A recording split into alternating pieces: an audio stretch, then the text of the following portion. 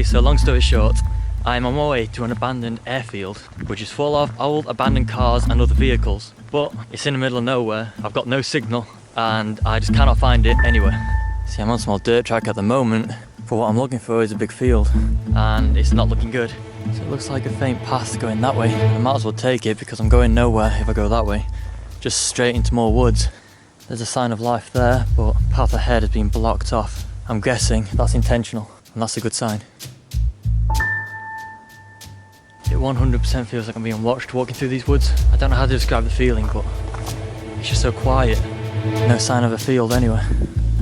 I've genuinely been looking for this place both in the car and on foot for about a combined hour now, and it's getting quite late. It's going to be dark soon, so if this path doesn't go to it, I'm going to have to just give up. We're definitely nearby. I mean, look at this place. Some kind of old, it almost looks like a bunker, like a pillbox, but that's definitely something you'd see on a military airfield. An even bigger path. And fields. And there's vehicles.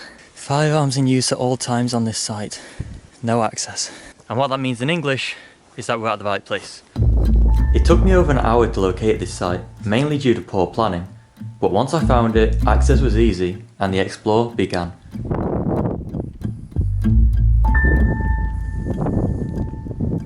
You see, my big worry is that a lot of this isn't old abandoned stuff, but new stuff, which means this land does sometimes get used. I don't know what that is, but it's definitely old. Look at the tyre treads it used to have. That is a beast. It seemed somewhat anticlimactic at first, but the further I went in, the more vehicles I began to discover. Oh my days. So that there is one of those duck boats from World War II. That is surely the coolest thing I'm going to find today.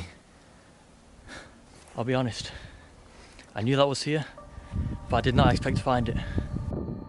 This duck vehicle on its own made the visit worth it, but as I was about to find out, this was only a small snippet of the huge site.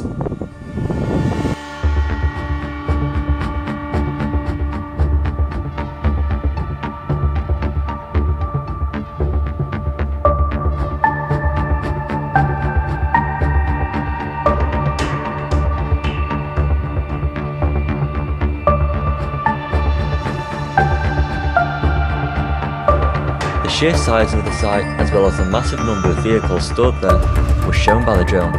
But what the drone also revealed to me was that I wasn't alone. One particular van kept doing laps of the place, forcing me to hide and stay quiet, as I avoided being caught and made to end the explore early. On this occasion, I got lucky. That was close. Oh, look at this. I don't even think the person who made this knows what this is, but it's definitely seen better days. And so has this poor digger. Some of these vehicles must be well over 50 years old. I mean, look at this crane. No way was this thing built after the 80s. Look at this one. It's got a tree growing inside it. How insane is that? Look at this. A tree has grown through the pedals, into the steering wheel, and at the top, a bird has made a nest. That is amazing. Nature's taken that one too. I spent a good hour walking up and down the main runway, feeling like a kid inside a toy shop, admiring all of the old vehicles, and myself.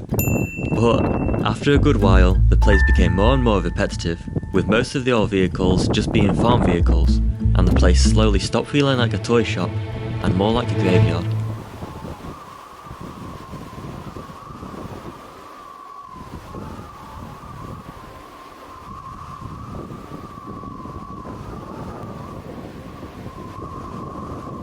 Nevertheless, the atmosphere simply added to the experience, and I did still come across the odd gem, which made it totally worthwhile.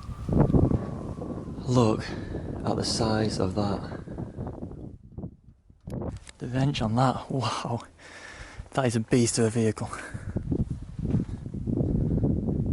2 steering wheels, for obvious reasons. Just a whole bunch of old engines, I'm guessing from farm vehicles, like that one, and all of these.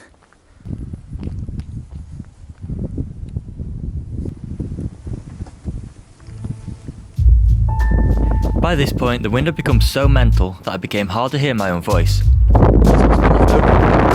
Anyway, I found some old shipping containers and was hoping that they'd contain like a tank or a fighter jet, but sadly they were just full of junk. Although a few minutes later, I did find what appeared to be an old military truck. Wow, look what all this is.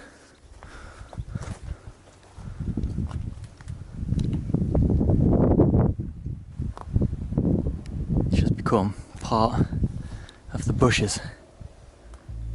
Some things are so deep in, you can't even get to them anymore. To be honest, I don't think there's much more to see. I think it is just pretty much tractors. I found the bit that I came here to see, so I'm going to head out and call it a day. But honestly, I'm just happy I got in. Thanks for watching, guys. That was so cool.